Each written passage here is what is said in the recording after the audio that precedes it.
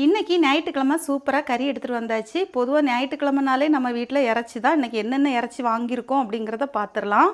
First வந்து பார்த்திங்கன்னா நாட்டுக்கோழி சூப்பராக சின்ன சின்ன சைஸில் கட் பண்ணி வச்சுருக்காங்க. ரொம்ப நம்ம கட் பண்ணணும்னு இல்லை.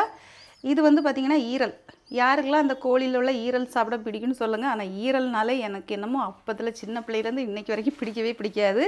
இது வந்து எப்படியுமே வீட்லேயும் பிள்ளைங்க சாப்பிட மாட்டாங்க. அதனால் கண்மணி ப்ரூனோக்கு தான் இதை போட்டு கொடுத்துருவேன். அப்புறம் வந்து பார்த்திங்கன்னா இது வந்து கண்மணிக்கும் ப்ரூனோக்கும் ஸ்பெஷலாகவே சொல்லி கேட்ட கறி. என்ன கறின்னு உங்களுக்கே பார்த்தாலே தெரியும். இது வந்து நான் 2 வாரத்துக்கு ஒரு முறை தான் நான் வாங்குறது. இவ்வளவும் பார்த்திங்கன்னா 50 ரூபா. நிறைய இருக்குது பார்த்திங்களா. இதை நம்ம க்ளீன் பண்ணி அவங்களுக்காக ஒரு வாரத்தில் ஒரு 3 அல்லது 4 நாள் இதை கொஞ்சம் கொஞ்சம் எடுத்து ரைஸ் கூட போட்டு வேக வச்சு கொடுத்துருவேன்.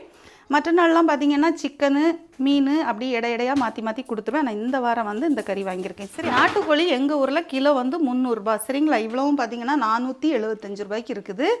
இவ்வளோ கறியும் பார்த்திங்கன்னா 50 ரூபா. விலைக்கு எப்படி இருக்குது அப்படிங்கிறத சொல்லுங்கள். உங்கள் ஊர்லலாம் நாட்டுக்கோழி கிலோ எவ்வளோ அப்படிங்கிறதையும், உங்கள் வீட்டில் எனக்கு என்ன ஸ்பெஷலுங்கிறதையும் மறக்காமல் கமெண்ட் பண்ணுங்கள். வீடியோ பிடிச்சிருந்தா லைக் பண்ணி மறக்காமல் சேனலை சப்ஸ்கிரைப் பண்ணுங்கள். தேங்க்யூ, பாய்.